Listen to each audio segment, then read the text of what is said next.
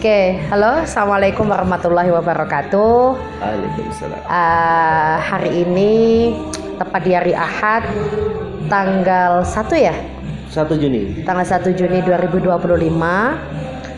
bertepatan dengan awal bulan Dzulhijjah ya. Telah mengunjungi Siapa? adik the only one, Ainur Aisyah. Iya. Ini sebenarnya edisi Pacapa yang vakum lama, teman-teman.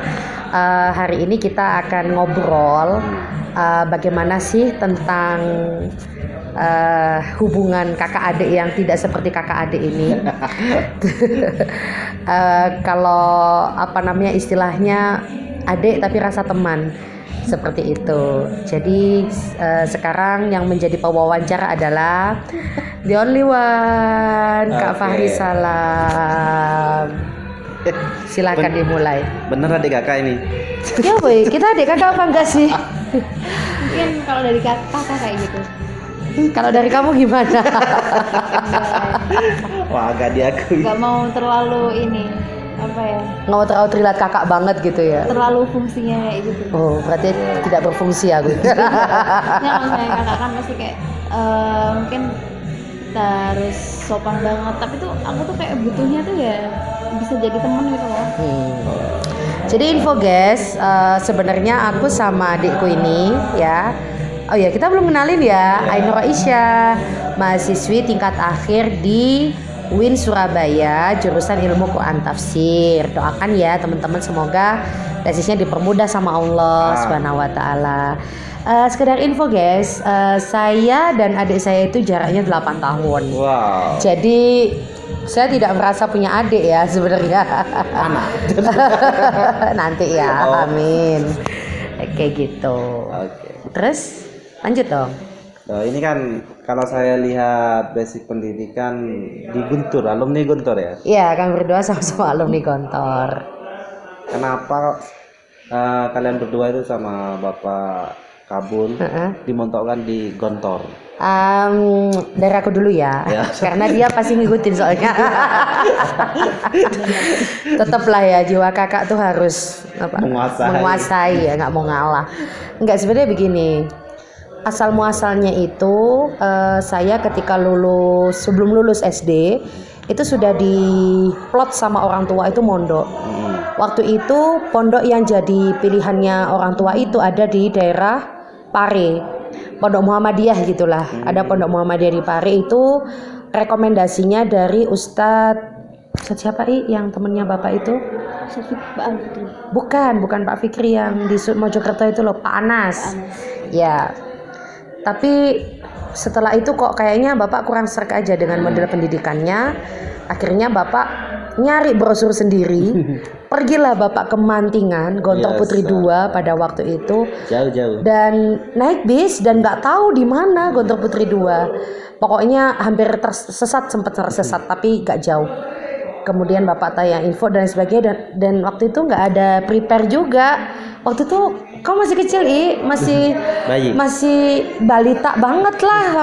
Iya, di rumah kontrakan yang legend itu, rumah kontrakan yang hampir mau roboh itu. Terus waktu itu bapak memang menginginkan anaknya sekolah di sana biar karena Gontor.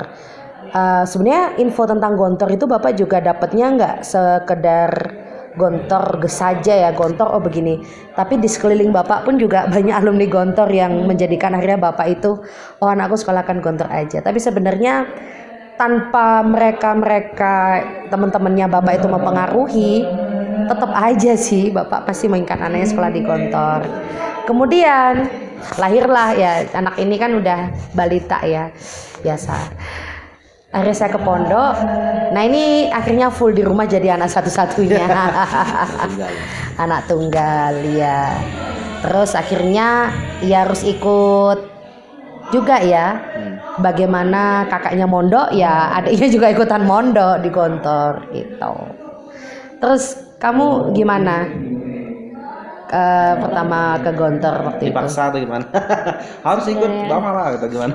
Enggak sih, kalau untuk dipaksa banget tuh enggak, tapi itu kayak nggak tahu kenapa kok apa namanya eh, ngikuti aja apa yang bapak ibu tuh pengen gitu kan, tanpa aku tuh ada bayang-bayang pengen sekolah kemana gitu. Saya kayak udah ditunjukin gitu loh, setelah ini kamu jalannya ke sini, tapi ditunjukin itu bukan artian memaksa kamu harus kesini banget, enggak, cuma kayak ditunjukin aja gitu loh, kamu masuk nggak gitu. Tapi jujur emang di pikiranku nggak ada pikiran ke SMP mana atau gini, enggak, cuma kayak mempersiapkan ya itu ke situ. Seperti itu gitu Kak jadinya. Iya, itu kan ibarat kalian berdua berarti diarahkan sama orang tua. Sekarang dari tanggapan kalian itu gimana? Protes atau gimana kan? Ketika ada di Gontor itu. Kalau saya sih karena nggak ada pikiran sekolah lain ya, jadi ya mau protes juga protes gimana. Apalagi waktu itu kondisi keuangan orang tua tuh masih minim sekali. Jadi ya lu mau bertahan nggak ya harus bertahan karena orang tamu sudah membawa kamu sejauh ini begitu. Kalau awal-awal gitu. Kalau dari Ai Apa untuk waktu apa namanya kamu mau di Gontor tuh ada protes atau enggak? kalau protes itu ndak sampai aku tuh harus keluar pondok itu, tapi kayak setidaknya aku tuh bisa bertahan di situ. Gimana caranya tapi gitu kan? Jadi kayak ya udah ngeluh terus ke kakakku, ke bapakku gitu. Ngeluh terus tapi nggak ada pikiran buat berhenti, tuh nggak ada sama sekali. Jadi kayak gimana cara aku ngadepin ini tapi terus gitu loh, gimana gitu. Jadi gitu, kami berdua ini ngeluh aja, tapi ya gak ada pikiran mau keluar, mau kemana juga mau keluar gitu loh. Ya tapi kalau dilihat kan dia malah terus DAI juga kalau dihitung kan dari SMP, SMA, bahkan sampai kuliah. Iya. Nah itu kok bisa mempertahankan sampai kuliah tuh gimana itu? Kan awalnya berat itu. Ini Ai sih yang paling epic ya, karena dia hampir sudah mau S2 di sana sebenarnya dia.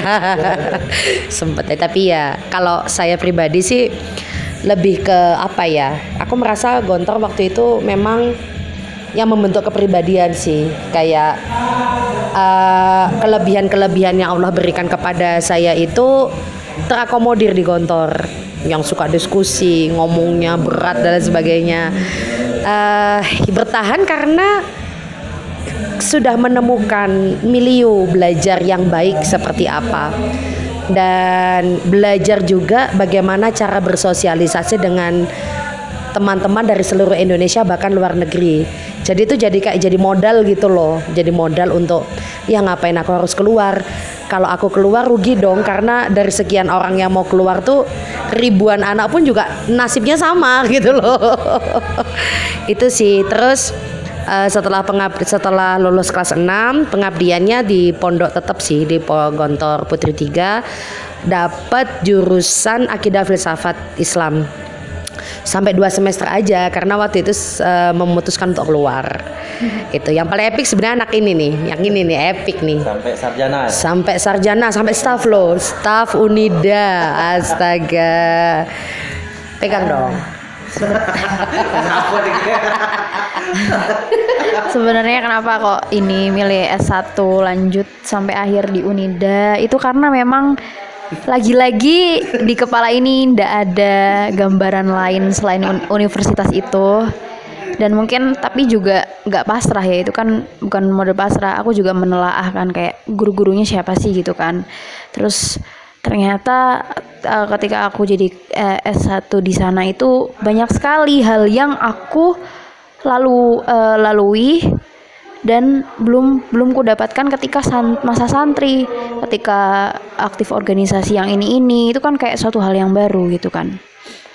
Jadi itu awalnya nggak ada bayangan, ternyata kok didalemin, ternyata kalau digali juga banyak juga gitu kan pengalamannya gitu. Terus kenapa kok sampai staff juga? Sebenarnya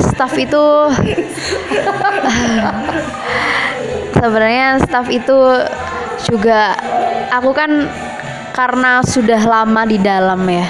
Jadi ketika keluar tuh takut. Jadi iya, melihat sisi luar itu dengan melatihku berkecimpung di staff itu sendiri gitu. Jadi kalau misalnya di staff itu kan sudah beda kehidupannya dengan masa santri atau masa mahasantri, karena staff itu kan sudah relasinya itu kan sudah jauh. Kita tuh diajarkan untuk berbicara dengan yang atas, ya kan. Terus jadi kayak mungkin bisa jadi gladi bekerja juga sih kalau kataku, gitulah. Jadi info guys, sebenarnya yang diceritakan itu benar. Dia itu anak yang hampir tidak pernah protes disuruh kemana-mana itu sama orang tua. Manut lah ya, beda sama yang ini nih. Oh tidak, itu pasti akan banyak debat-debat gitu. Tapi memang benar kalau dari Pak Kiai itu memang memberikan penjelasan begini. Orang yang cara berpikirnya orang yang mondok di Gontor itu akan beda setiap tingkatannya. Misal kayak aku S1 lolos kelas 6 pernah jadi ustadzah 1 tahun, cara berpikir pasti akan berbeda dengan dia yang sudah S1 di dalam gitu. Jadi gitu sih Kak. Ya, setelah saya lihat-lihat kan Anda berdua sebagai kakak adik kan walaupun berbeda, tapi saya lihat termasuk santri yang berprestasi. Masya Allah. Iya, walaupun berbeda. Iya. Ini pernah jadi apa? Miss. Miss, Allah Anda memperhatikan itu ya. Bukan mus ya. Apalagi Musa, wah, belah lautan nanti. Sedang Ai juga banyak pialanya. Jadi saya pertama kali main ke Jombang itu pialanya kok banyak banget ini. Kok bisa sampai berprestasi kemarin? Kalau dari saya pribadi sebenarnya lebih prestasinya lebih banyak kan dia sih ya di pondok loh ya. Kalau di pondok dulu tuh saya cuma dapat anggota pidato yang paling aktif dan paling semangat. Itu pun pialanya bergilir. Nah, sedangkan untuk yang ketika jadi mahasiswa guru, ya waktu itu kan ada lomba miss gitu, miss kampus lah bahasanya. Kebetulan waktu itu saya dari perwakilan Akidah Filsafat Islam dan masih mahasiswi semester 1 dan itu juara. Sebenarnya kejuaraannya cuma itu aja sih. Selebihnya pun juga ketika di luar juga ya biasa aja, nggak yang banyak piala gitu, nggak. Beda sama yang ini banyak banget ini pialanya. Sebenarnya aku dapat piala itu ngambil kesempatan aja. Karena kan kalau misalnya di pondok itu kan orang kalau misalnya disuruh kompetisi itu kan karena mungkin udah banyak kegiatan ya. Jadi ngelihat suatu kompetisi itu suatu hal yang apa sih gitu kan. Nah, situlah aku ambil kesempatan itu. Nah, di sisi lain aku juga tergugah karena kakakku sendiri. Karena kan memang kita sangat berbeda ya. Mungkin kakakku itu akademik sama non-akademik oke lah. Tapi kalau aku itu mungkin akademiknya agak low. Jadi aku mikir gitu loh, sebenarnya apa sih kemampuanku gitu kan. Ngelihat kakak Ibu dapet piala, aku juga mikir, aku sebenarnya dapet piala nggak sih setelah ini gitu kan. Tapi apa gitu. Jadi aku menjadikan kakak sebuah pacuanku. Bukan kayak musuh, jadi kayak pacuanku untuk semangat untuk menemukan jati diriku, untuk menemukan pialaku tuh piala yang model yang kayak gimana sih yang Ai dapetin gitu. Tapi ya nggak harus sama kayak kakaknya gitu. Itu sih. Pialanya dia tuh ada 7 lebih guys. Aku cuma 2. Agak nape ya dari tadi logatnya itu kok kayak Jakarta banget itu. Kenapa anak Guntur itu kok lo gue oke ya gimana? Ya karena ya mungkin terkait logat ya. Karena ini hipotesaku ya sementara. Kita itu kan di sana memakai bahasa daerah pasti nggak boleh ya. Memakai bahasa daerah nggak boleh, dan kita nggak mungkin juga berbahasa Arab, berbahasa Inggris itu logatnya logat Jawa yang bisa diterima secara telinga modern dan tidak masuk pelanggaran. Itu memang aksennya Jakarta gitu loh. Nah ya kayaknya nih anak nggak pernah berubah ini. Aksennya masih Jakarta banget. Mau dia kuliah di Surabaya yang 90%-nya adalah orang Madura, tetap aja dia seperti itu. Sebenarnya itu sih aksennya. Lu ngerasa nggak? Iya. Karena mungkin lingkunganku juga teman-temanku yang dulu anak pondokan mungkin paling banyak dari anak Jawa Barat, Jabodetabek itu paling banyak. Dia suka tak godain biasanya. Apa sih gitu kan. Dan pasti marah. Apa sih, Mbak? Nah, Gontor kan wis terkenal lah pondok modern. Bahkan saya mau praktek ya. Bahkan fi kulli yaum la budda an tatakallam bil lughatil arabiyyah. Al-an limada antuma an tatakallam bil lughatil arabiyyah. Natakallam praktek ya. Muhadasa yaumiyah mungkin. Wadah sih ya. Mungkin Insyaallah. insyaallah. Dhahabti ila hadhihi al-madinah li ay shay'in. هذا المدينة للبحث عن علم. Oh, li bahsil ilmi. Laisa li tamasya. Alaga li tamasya. La al ilmu bimakna laisa ilmu ta'lum la. Oh, al ilm ana alim tu bi anna hadal makan lil akal. Hadal makan li siyahah. Hadal makan bunga hortensia. Sahih? Sahih alhamdulillah. Sahih. Salini. كيف؟ Is'alni. Is'alini. كيف؟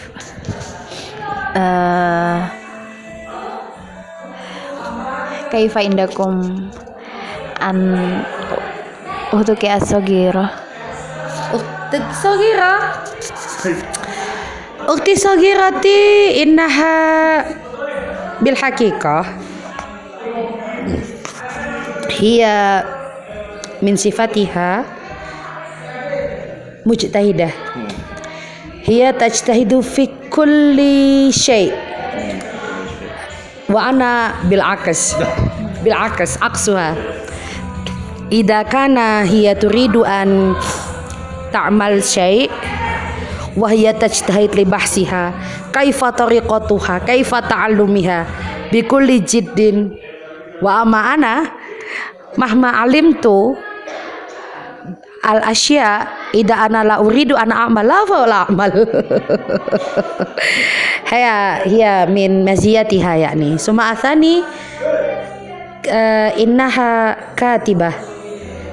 كاتبة الشعر كاتبة الحكايات القصيرة وتؤلف كثير من كتب مع أنني لم أؤلف walau kana wahidan. Hakada. Thumma athalith hiya tahtarim ila ghairiha. Falimada tahtarim ila ghairiha? Bil'aks. Idza ana la uhibbu bi insanin ma ana sawfa la uhibbuha wala uridu an uamil ma'ahum. Lakinnaha mahma la tuhibbu bi ahadin la tazalu hiya tahtarim ila ghairiha wa ghairihi. Hadhihi min masiyatiha. Tajtahid mujtahidah. Hakada. Mungkin penonton banyak nggak paham dari terjemahin sendiri ya. Nanti subtitlenya mau ditambahin. Jadi itu yang nilai plus Gontor itu. Kalau kami kan di Perantai Salaf, saya kan alumni Pondok Salaf. Nah, ini saya sebenarnya dikeroyok anak Gontor gitu. Jadi gimana tipsnya kan dulu ketika pembelajaran di Gontor kok bisa lancar ngomong bahasa Arab dan bahasa Inggris tuh sistemnya gimana itu di Gontor? Kalau misalnya di Gontor sendiri itu kan ada yang namanya program penambahan kosakata di pagi hari. Itu kenapa di pagi hari kan? Kalau misalkan di pagi hari itu kan ingatan kadang melekatnya itu kan lama ya. Jadi di situ setiap hari kayak dikasih satu kata aja, kayak meja doang, kursi doang, gitu doang. Tapi kita dihafalin terus. Meja artinya ini, terus kita disuruh merangkai kalimat sendiri. Misalkan meja itu punyaku gitu kan. Terus ya udah, kenapa kok bisa lancar berbahasa tiap hari soalnya kita itu hidup sama kakak kelas kita yang pakai bahasa Arab. Akhirnya kita mengikuti apa yang kakak kelas itu bicarakan, sedangkan kita tuh kayak nggak tahu gitu loh itu artinya apa gitu. Jadi kayak apa ya, kalau misalnya bahasa Gontor ya Hanu aja, kayak ya Hanu ngomong aja kayak gini gitu loh, kayak anak aja gitu kan, meskipun nggak tahu nahwu sorofnya itu bagaimana gitu. Yang penting kayak kita tahu kata dasarnya itu apa gitu kan, ana, antum, anti gitu. Gitu sih kalau menurutku. Jadi kayak taklid ya, apa namanya, lihat dari lingkungan, terus menelaah, terus akhirnya mengaplikasikan gitu-gitu. Jawaban dari yang jurusan bahasa Arab. Master. Oke, amin. Kalau kenapa kok di Gontor itu bahasa Arab dan bahasa Inggrisnya itu berjalan? Karena lingkungan sih. Tidak mungkin orang bisa berbahasa dengan lancar tanpa ada lingkungan yang apa namanya mendukung. Jadi semua kegiatan yang ada di Gontor itu semua berbahasa. Tapi Gontor bukan pondok bahasa. Nah, itu juga perlu digarisbawahi ke teman-teman bahwa aku pengen mondok di Gontor biar bisa bahasa Inggris lah. Ngapain? Ya mending kamu cari kursusan aja. Karena di Gontor itu bahasa Inggris itu ada sebagai bahasa pengantar. Jadi kalau Pak Yai selalu ngendikan ya bahasanya itu selalu bilang bahasa itu mahkotanya pondok. Artinya dia diletakkan di paling atas. Jadi orang yang tidak berbahasa itu berarti kamu tuh orang yang gak pantas. Jadi kalau Ustadz Syukri almarhum itu pernah nulis, masih ingat waktu itu beliau tuh nulis di cover belakang buku itu begini, kalau memang kamu itu gak bisa berbahasa, diam. Jangan ngomong. Karena orang yang tidak berbahasa Arab bahasa Inggris itu dari kabair, orang yang berdosa besar. Jadi dengan kegiatan yang sedemikian rupa, akhirnya kami yang di Gontor terbentuk bahasa Arab bahasa Inggrisnya. Walaupun mungkin secara structure, secara grammar, nahwu sorof banyak salahnya juga. Tapi peningkatannya gini, kalau misalkan di kelas 1 itu setengah bulan kita memakai bahasa itu campur-campur. Kosakata yang kita tahu tentang bahasa Arab itu kita serap, kita pakai walaupun masih ada Miss Indonesianya. Tapi nanti kalau udah setengah tahun selanjutnya, kita sudah berlaku itu namanya iqab alias hukuman. Kalau mungkin takzir ya kalau di pondok salaf ya.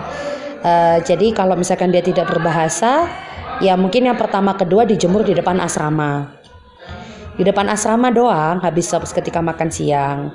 Tapi kalau misalkan sudah melanggar berat, dia udah pakai kerudung.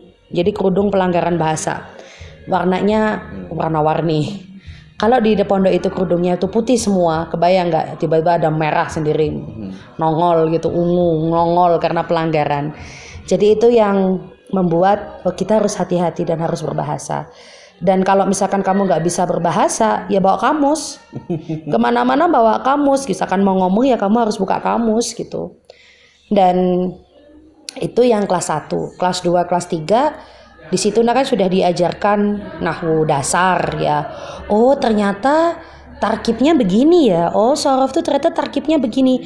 Nanti kita akan ada semacam pembenaran itu dari yang sudah dipelajari dari kitab yang sudah kita pelajari di kelas. Prakteknya di luar kelas begitu. Terus nanti kalau misalkan sudah sudah bagus nih, sudah oke berbahasanya, mungkin ada naik tingkat lagi, nanti mengkaji kitab-kitab yang mukhtasar. Puncaknya nanti di kelas 5, kelas 6 namanya Fathul Kutub. Jadi kutub turoth yang karangan ulama-ulama itu nanti kita buka, kita bahas, kita diskusikan. Jadi di Gontor itu bahasa tuh sebagai pisau bedah atau kunci. Ya gitu. Jadi kalau misalkan mau kenal nahwu sorof yang alfiyah, matan alfiyah Ibnu Malik dan sebagainya di Gontor tidak diajarkan. Tapi Pak Yai selalu ngendikan jangan berhenti untuk belajar gitu. Jadi kelemahannya alumni ini ya, bukan kelemahan Gontornya, kelemahan alumni itu rata-rata kalau udah master banget di bahasa Arab sampai kelas 6 pasti nggak mau lagi belajar bahasa Arab. Ya itu karena memang udahlah nggak mau. Padahal Pak Yai ngendikannya nggak boleh gitu, harus tetap lanjut. Artinya kalau memang mau master di bahasa Arab ya kutub-kutub syair, kitab-kitab yang memang hubungannya dengan bahasa ya harus dipelajari lagi gitu sih. Oke, masya Allah, takbir. Ini saya dulu awal-awal apa ya, ketika apa jenis? Apa itu? Lihat IG loh, IG Anda dan keluarga. IG Anda dan keluarga ya. Iya, terutama saya itu terinspirasi dari orang tua Mbak Ai sama Mbak Mala. Ya kan mertuanya juga. Dan istri. Ternyata istri saya, guys. Iya. Mertuanya dia. Iya.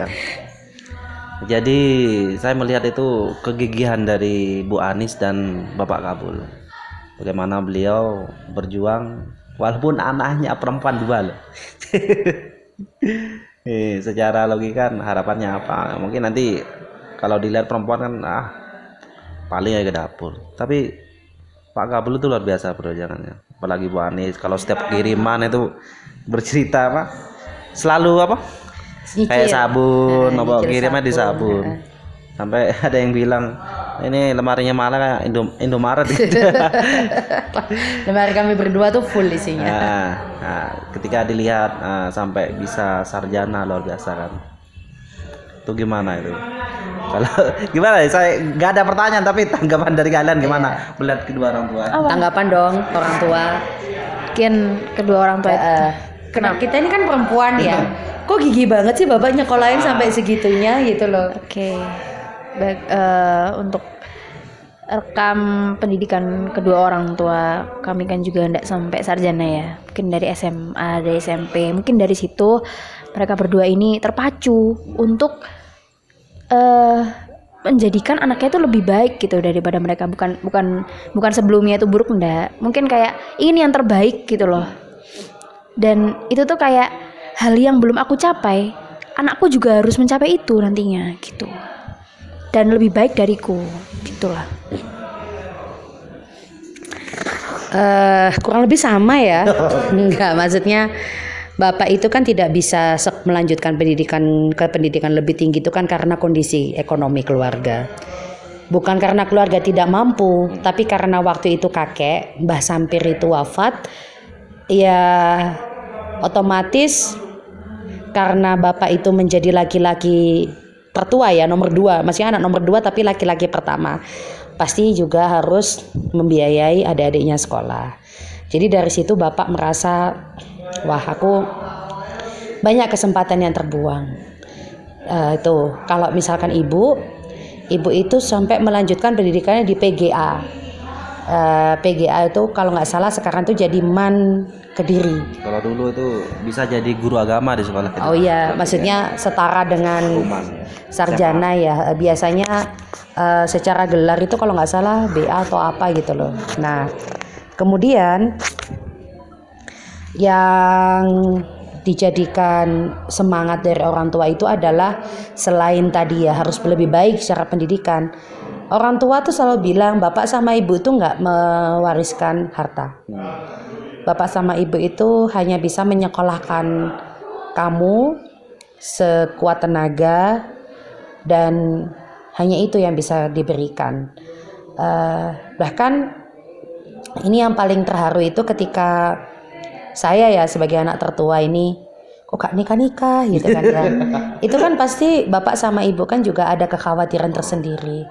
Apa karena anaknya ini tidak laku karena pendidikannya tinggi, apalagi saya kan vokal ya, termasuk anak yang vokal, terus kayak laki lah pokoknya. Terus ketambahan juga jaringan luas, biasanya stereotip seperti itu kan, laki-laki nggak mau ada yang deket gitu. Bapak sama ibu ada kekhawatiran seperti itu, tetapi tidak pernah menyurutkan mental dan doa. Jadi bapak dan ibu itu selalu mengatakan jodohnya Mala itu ya yang setara sama Mala, jodohnya Ai pun juga yang setara sama Ai gitu. Karena aku memang menyekolahkan Mala dan Ai itu ya untuk memuliakan, karena orang berilmu itu lebih mulia daripada yang tidak berilmu, seperti itu. Makanya dalam beberapa waktu itu bapak sama ibu tirakatnya banyak ya. Salah satunya tidak membeli barang kesukaan. Itu dan itu tidak mudah karena di usianya bapak yang mungkin sekarang sudah menginjak ke 60 ya. Ke 60 itu sebenarnya bapak sudah harus punya mobil. Harusnya. Tapi karena faktor ya kebetulan yang bontot ini kan mau kuliah lagi S2 waktu itu. Jadi uang memang dialokasikan ke adik untuk kuliah S2. Tapi ternyata ya subhanallahnya ya bapak bisa beli mobil. Dan itu menurutku pribadi sebagai anak tertua datang di waktu yang tepat. Artinya aku secara ekonomi sudah alhamdulillah sudah settle dan sudah menikah juga. Ibarat tugasnya bapak itu mengantarkan, bukan selesai ya, mengantarkannya sudah sampai di Kak Fahri gitu. Jadi aku dengan Kak Fahri juga bertumbuh, adik pun juga sebagai orang yang mau magister juga bertumbuh juga begitu. Jadi bapak sama sekali tidak ada kekhawatiran untuk itu. Perempuan itu harus pintar memang gitu. Biasa ya kami di rumah debat ya. Aku sih sebenarnya. Kalau adik itu lebih ke sharing, suka sharing. Pandangannya bapak tuh diserap banget. Manut sekali. Kalau aku tidak. Dan nggak jarang ibu yang sebagai penengah. Bahkan ibu sampai deg-degan. Pernah ada momen tuh kami itu diem.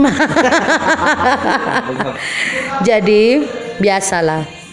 Bapak berargumen, waktu itu mungkin hatiku lagi nggak enak, tak naikkan tone suaraku. Ini tidak untuk ditiru ya. Bapak tambah tinggi, aku tambah tinggi. Habis itu semakin meninggi, akhirnya kami diam. Kami tidak ngobrol 3 hari, cuma salim doang udah gitu. Terus hari ketiga itu aku datang ke bapak minta maaf. Maaf ya pak ya bapak tahu kok karaktermu.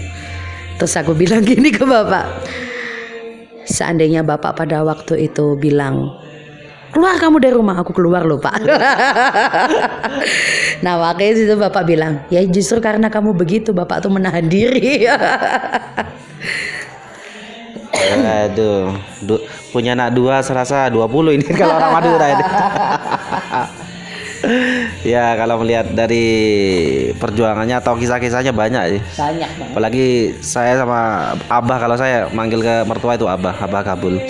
Itu selalu diceritain. Punya anak cowok. Punya anak cowok. Jadi iya. Sama lelaki. Iya. Ya pernah kan sering tak ceritain ketika tarawih itu. Kalau ditanya, sinten nih Kak Pak Kabul? Mantu. Bangga banget itu. Ya, nah ketika melihat dari perjuangan dari kedua orang tua yang sangat luar biasa tadi, dari Pak Kabul dan Bu Anis, terus harapan kalian yang ya setidaknya apa harapan yang mau diberikan kepada orang tua itu apa? Ya terus harapanmu apa? Untuk kedua orang tua. Ya aku ingin mereka sekarang mengejar bahagia yang mereka seharusnya gapai ya. Gitu. Yang tirakat-tirakat yang sudah ditakzimkan dari zaman dahulu, mungkin sekarang saatnya untuk dicapai semuanya. Mungkin bisa umroh, haji. Amin. Itu sih, aku pengennya kayak gitu. Itu aja sih. Ya kurang lebih sama ya. Tapi nambahnya 10 jam. Kalau harapan ya banyak ya, tapi yang paling utama tuh sehat. Sehat dan membersamai kami. Ya terlepas dari Allah nanti mentakdirkan kita harus terpisah di usia berapa, tapi kami berdua sebagai anak kandung dan ini sebagai anak mantu, harapannya itu sehat dan bahagia. Walaupun kami yakin Bapak Ibu itu sudah sangat bahagia dengan kehidupan beliau sejak dulu hingga sekarang dengan segala perjuangannya, tapi ya bahagia. Kami harap ya itu sih, sehat, bahagia dalam lindungan Allah, terbaik lah, apa-apapun terbaik, itu sih kalau harapan. Gitu Pak Bu ya. Suruh nonton lagi.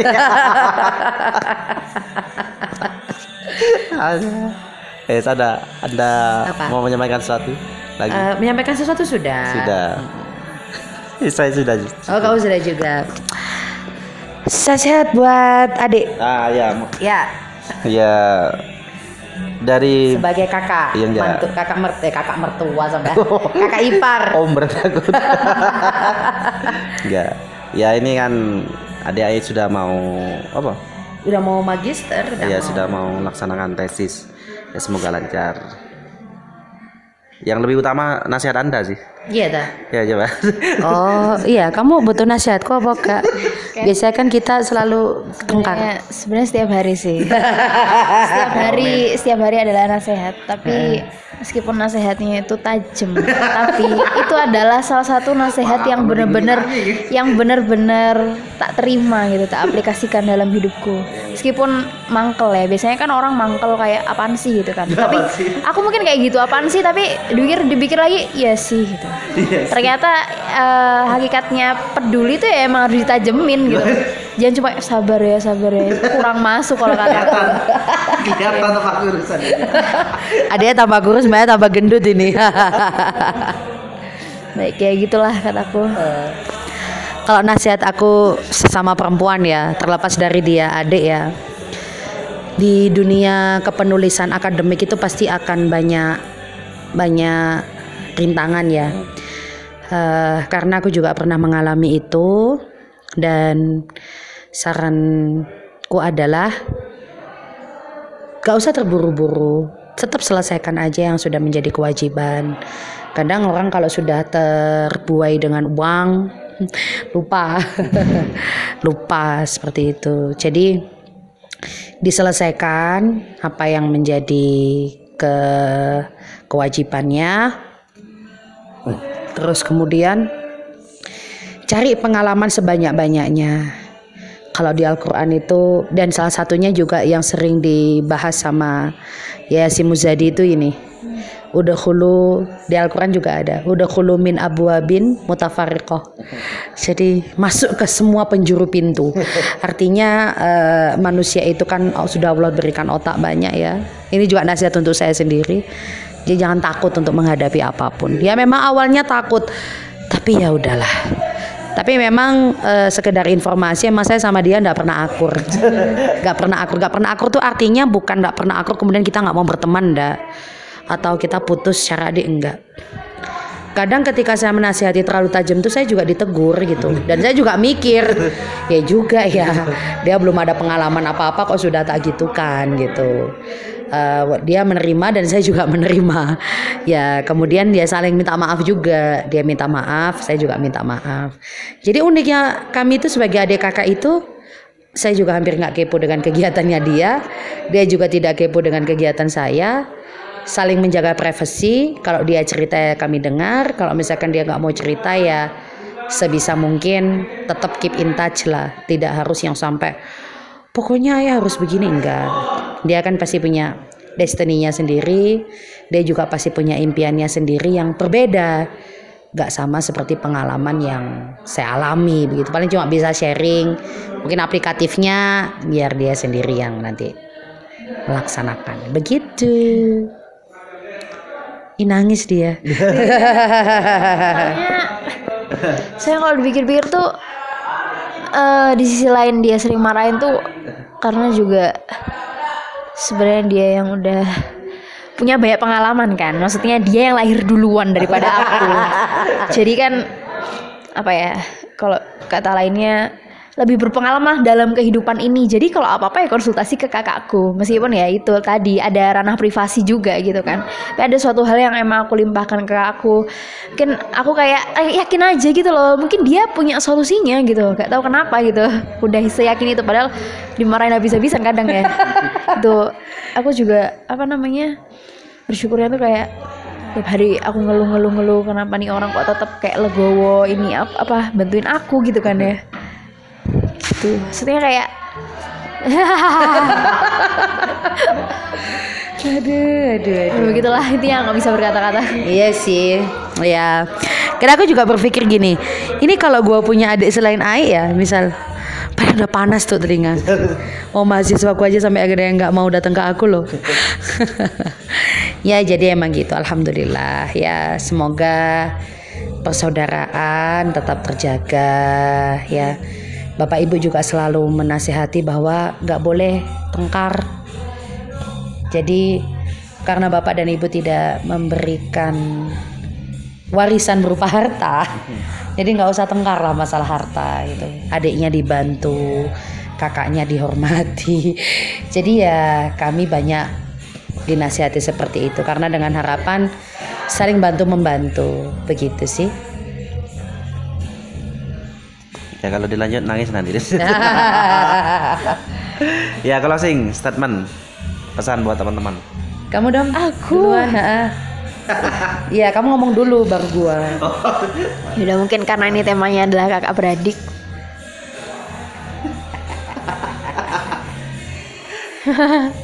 Apa ya? Kok bingung ya aku? Ada ya. Mungkin selama kamu punya kakak atau punya adik, itu intinya kamu jangan pernah ngerasa sendiri gitu loh, gitu kan. Maksudnya meskipun senyebel-nyebelnya dia gitu, pasti dia tuh juga akan menunjukkan jalan keluarnya tersendiri. Meskipun kayak modelannya tuh sangat keras. Tapi itu untuk yang terbaik buat diri kamu sendiri. Intinya di terakhir tadi. Ya, begitulah intinya. Ya. Closing statement. Kakak itu biasanya jadi kebanggaan buat orang tua. Tapi adik biasanya akan menjadi penggembira dan kesayangan sebagai orang tua. Karena kenapa sebagai kebanggaan? Karena dia orang tua membawa dia itu sudah di dalam taraf matang. Sedangkan adik orang tua akan kembali, ih gini ya caranya ngisi anak kecil lah gitu. Makanya kakak sama adik itu saling menguatkan sebenarnya. Berapapun saudaramu, berapapun itu berapapun itu masalahmu, kakak sama adik itu tetap harus saling tolong menolong. Itu aja sih. Jadi kalaupun ada pertengkaran, ya harus introspeksi lah dua-duanya, baik kakak atau adik, dan saling mengalah juga. Misalkan statementnya si adik dia kenapa begini ya harus kita dengarkan, statementnya kakak begini ya gimana harus dengarkan. Itu sih. Ini baru 2 bersaudara ya guys. Saya ini 5. Adik saya 5, 6. Oh iya 6. Luar biasa. Ya, berarti saya harus berpesan kedua ini. Ya, tetap akur, tetap bisa membahagiakan terutama kedua orang tua. Amin. Nah, itu saja. Terus bisa ditutup aja. Oke, terima kasih teman-teman untuk menyaksikan Pacapa. Oh, bukan Pacapa ini, Pacapi katanya. Pi karena Pi itu putri. Putri. Kalau Pacapa itu putra. Enggak ya. Terima kasih teman-teman untuk sudah menyaksikan Pacapa ini. Terlepas dari kekurangan-kekurangan yang ada, kami sebenarnya lebih mengabadikan momen. Nah ini siapa tahu di momen-momen yang sangat bagus ya sebenarnya ya, bisa menjadi pengingat dan menjadi kenangan ya. Kalau kenangan tuh tidak harus disimpan di hati, tetapi dia juga harus diekspresikan dalam bentuk apapun. Terima kasih teman-teman. Sampai jumpa di Pacapa berikutnya dengan narasumber yang berbeda, dengan cerita yang berbeda juga. Narasumber atau bukan lu atau Narasumber. apa? Orang dalam. Orang dalam. Tajam sekali orang dalam. Bahasa Arabnya orang dalam apa? Insan dakhil ya. Basic banget. Insan manusia, orang dakhil dalam, orang dalam ya. Oke, terima kasih. Assalamualaikum warahmatullahi wabarakatuh.